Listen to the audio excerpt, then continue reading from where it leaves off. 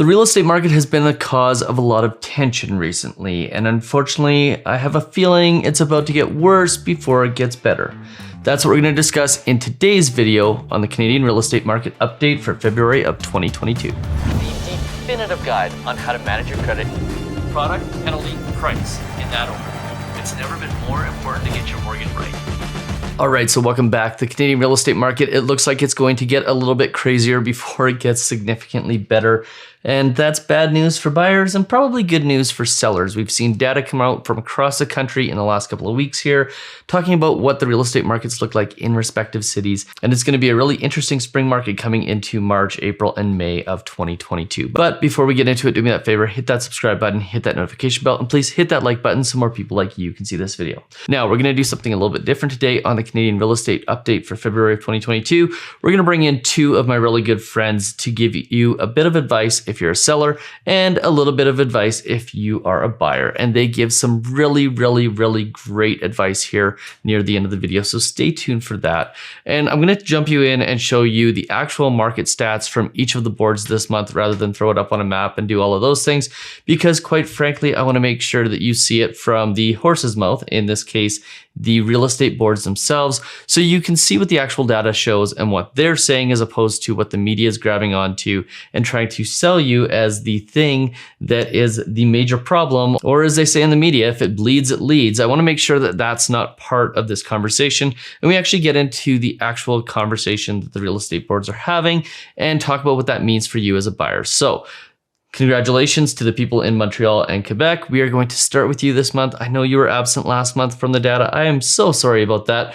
We are going to add you back in this month. I'm going to jump you in right here. So what's happening here? If we take a look at the year-to-date numbers and we look at, well, obviously in this case, the year-to-date numbers are exactly the same as the January numbers because there's only 1 month.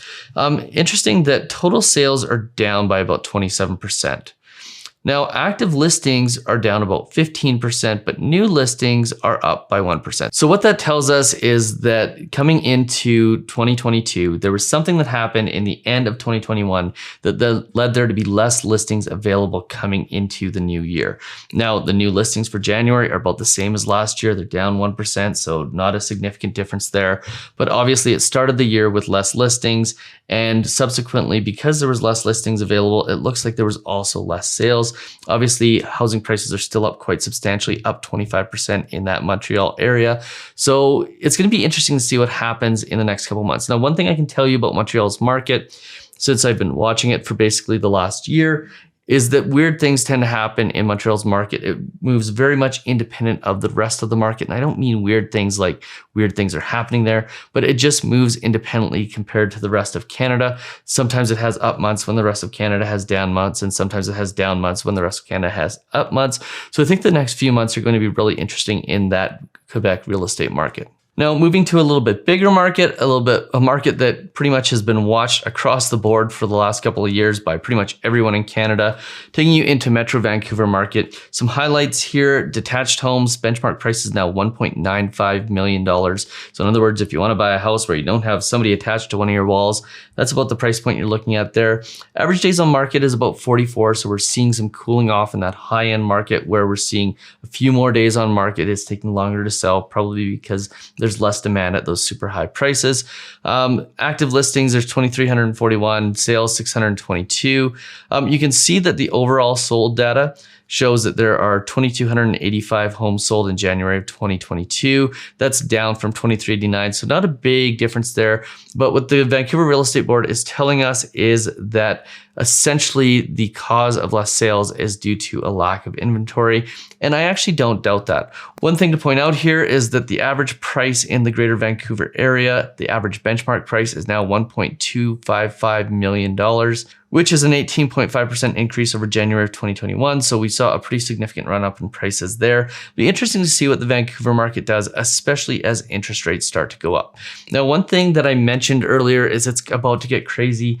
One reason why it's about to get crazy is because obviously we're seeing lower inventory numbers. Obviously, you've seen that already in Montreal, and you've seen that in Vancouver based on these numbers.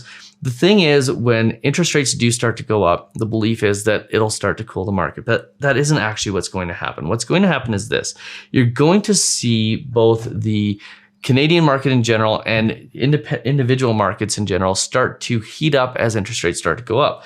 Because as the moves actually happen, the real estate market and the consumers are going to start to believe that it's their last chance to get in at low rates. Even though 5-year fixed rates have already gone up and variable rates have been low for quite some time now. So what it's going to do is it's going to spur people into the market, even though they're paying at basically tomorrow's rates on a 5-year fix, because the increases in interest rates have already been factored into 5-year fixed mortgages.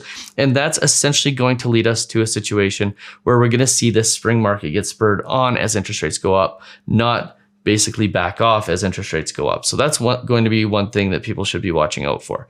Now, I want to jump in and show you Saskatchewan's numbers. I do love the way Saskatchewan's redone their monthly reports here. I want to point out that sales are down about 18.3%. New listings are down 22%. Inventory is down 13.4%. So not only is their inventory down, but their new listings is down, which means they're going to have less listings coming into February, March, and April. And then months of supply is up, which is a really interesting piece of data because you wouldn't expect that months of supply would be up. What that means is that obviously the lower amount of sales is outweighing the lower amount of listings, and the total residential benchmark price for all of Saskatchewan is up 7% versus last year at $285. Now, I fully suspect that Saskatchewan's benchmark price here over the next 6 months to a year is going to be up quite substantially because they didn't perform quite as well as the rest of the country last year, and I suspect that they are going to perform a little bit better next year. Now, I do want to introduce Brad McCallum. He has some really great advice that he provided for sellers, especially if you're listing with a real estate agent right now, because right now it's the type of market where pretty much any house will sell. The question is, why do you hire a realtor and how do you pick your realtor and why do you pick the best realtors in this type of market? Because you know it's going to sell, but the question is for how much. And I loved Brad's answer here when I asked him for advice for sellers in 2022. Okay, so sellers coming into 2022, I mean, across Canada, we're going to get some slightly different markets there. So you definitely have to work with a professional, understand what's going on in your market. Now, here in Calgary, sellers have gotten very optimistic, and now they're actually shifting to the potential of being almost unrealistic in some cases. And that's really what's going to drive the market higher, but also mean that some sellers are going to miss out on some of the best prices that they could achieve for their home in the last 10, 15 years. So I think a seller really needs to understand what the most current data is at any point in time, because markets shift really quickly. Ours shifted here. And what we're going to find, I think, coming into this year, if we do start to see rising interest rates, we don't want to ever be working with old data. So for example, if you're going to be selling your home in your community, what you should be looking at is sales data from the last 2 weeks to 6 weeks and see what you can gain from that. And then actually bring in surrounding communities versus just going back a year in your own community, because that data is now just no longer useful to you, right? It's kind of like doing a sales comparison or a market evaluation 2 months after the pandemic started versus 2 months before. Everything changed at that point in time. So you need to understand where you're at for pricing and then be realistic on that side of it. The important thing to remember on the real estate side of things is that the job of your realtor is not to sell your house. That is not his job. A realtor is a fiduciary. And so as a fiduciary, his job is to actually to sell your home for the highest price possible. It's be a good ambassador and a good representative and protector of your asset. And so doing so, don't just worry about selling your home. If it's a really hot market, your home will likely sell. There are still things that you can do on the marketing side to ensure that you get enough exposure as possible and to ensure that you employ the right strategy to actually get it sold. Don't take a bully offer, right? A lot of times people will come in that first day and say, look, I'll give you $50,000 over asking price, all cash, whatever it might be. And a seller just thinks, wow, that's more than I ever wanted. This is great. I can just go on. It feels good to not be in that state of, unknowns. And when people want to not be in a state of sort of, between two worlds of like, is my home for sale or has it sold or is it not? Are we going to get a better offer later on? They oftentimes will just take that knowing and walk away and be happy, when really what they should do is wait it out. Give the market time to see your home, to price it adequately, and then everyone an opportunity to bid on it so you can get the very best price possible. So really great advice there. I love the piece about how your realtor is a fiduciary and how they're there to protect your asset. Absolutely phenomenal advice. If you are going to sell your house, make sure that you aren't asking for a discount at this point in time, because quite frankly, choosing the best realtors and the ones that get the job done is going to earn you significantly more than the amount that you will save if you're dealing with a discount real estate company. Now, here's the moment many of you have been waiting for. This is the Toronto Real Estate Board's data. I want to show you this real fast and then get to Tom's story with his advice for buyers in this market.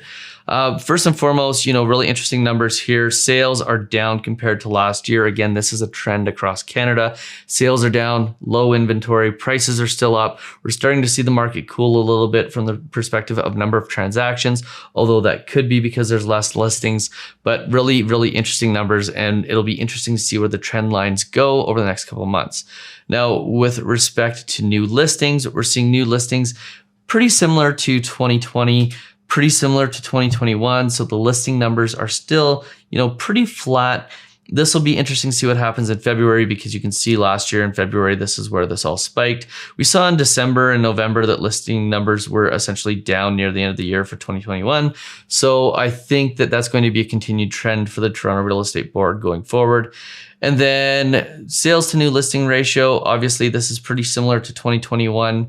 And last but not least, average resale home price. Now this is where it gets really interesting, because this number is significantly higher than it's been in any of the last 4 years, which I think is a pretty good indication that Toronto's real estate market is probably near the top, but it's going to trend at that value, I think, for quite some time, depending on what happens in the spring market here. Now, as promised, I do want to get Toronto's best realtor, as far as I'm concerned, into the mix here. He had some really great advice for buyers, and I want you to kind of go through it and take it in, because he provides some of the best advice I've heard. And this is, again, for those of you who are watching in smaller markets, who are just getting into their hot markets, this is from a realtor who spent the last year navigating those hot markets. So this is really great advice for buyers. I'm going to let Tom take it from here.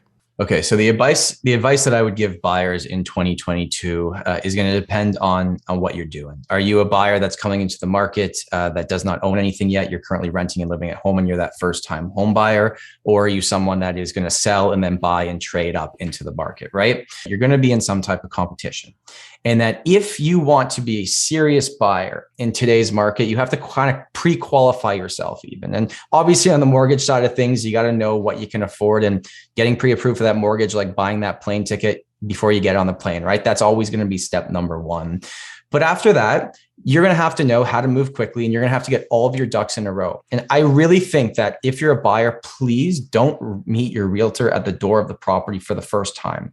Have like a full hour, 2 hour, full conversation, educate yourself. Because during this process, there are so many variables and factors that we have no control over. And one of the maybe great things about real estate is it doesn't matter what I think or what you think, what anybody thinks. All it matters is what that one buyer is willing to pay for the property. But in Toronto, you're going to fall into two different categories. There's going to be properties that come to the market at a marketing price and have an offer date the following week, and you're going to be competing with a whole bunch of other people on that same property. And unfortunately, in our market, when that happens, the firm offer wins 95% of the time. And that doesn't mean you're going in blind. It means you're doing your due diligence beforehand. You're getting the pre-home inspection done beforehand. If it's a condominium property, you're getting the status certificate reviewed by your lawyer beforehand, instead of the nice way of buying real estate when there's more inventory, which is dealing with that after you've already bought the property. Now, a tip and a piece of advice that I would give all buyers for this year is start being a little bit more creative. So if everyone else is just waiting for the new listings to hit the market, take a look and ask your realtor, what's the average days on market for the type of property you're looking to buy? So I know right now, for just to give an example, in Toronto, if a condo has been sitting on the market over 14 days, it's for one of two main reasons. It's either overpriced, it's tenanted and they're having issues showing the property, or maybe the third reason is it's just not marketed very well. So when a property comes out with really bad photos or doesn't show really well, or even if it has no photos, everybody else is going to dismiss it. Send it to your realtor and say, hey, what's the deal with this one? Because you have to do everything you can in your advantage in this type of competitive market to get ahead. So when everyone else is just looking at the new stuff, take a look at this other pile of properties that are sitting and try to figure out why they're sitting. Maybe you can get a price down and get it for a price that would make sense to you. Because at the end of the day, these properties are all fairly similar, but you need to take advantage of someone who's not marketing it correctly in today's market, because otherwise you're just going to compete with a lot of people. The other big piece of advice I think for buyers is have tunnel vision. Know what you're looking for, be super calculated in your approach, and beat the 5 p.m. rush. If a new property comes to the market, go see it at noon, because everyone else is going to go see it after work hours, right? That's the big thing. And just know what you want. And whether you're competing with 2 offers or 10 offers or 100 offers, doesn't matter. Don't get caught up on all the craziness. Know what you're looking for and go get it. And sometimes it happens on the first try. Sometimes it happens on try number 10. If I had to average out how many offers our team had to make for buyers to actually get accepted offers in 2021, it was about 4.5. So it's going to be competitive, but just focus on the end goal, and it always typically works out. All right, so absolutely phenomenal advice there from Tom. Be ready, be prepared. And if I can add from a mortgage perspective, it is really, really important to know if you've got a backup plan, what your backup plan is if your mortgage doesn't get approved, how you can go about making sure that you're set up so that you can write the best offer possible. We've had some interesting stories over the last couple of weeks on that. Just today, we got a deal done in 1 day. We got it submitted, approved, and done. And the reason we were able to do that was because of how strong our relationships are with our lenders. So if you're dealing with, a mortgage broker or a banker who doesn't necessarily have the same relationships with their underwriters that really great brokers do, well, it can take you 5, 10, 15 days. But if you've got a broker like us who's got really great relationships, not because of me, but because of how great my team is, we're able to do things like turn properties around really, really fast. So I think it's going to be a really interesting market here in the coming months. I think the March and the April and the May updates will tell a significantly different story, especially when interest rates start going up. I'm going to be here with you for that entire time. If you found this video useful, do me that favor, hit that subscribe button, hit that notification bell. Please hit that like button so more people like you can see this video, and we'll see you on the very next one. Cheers.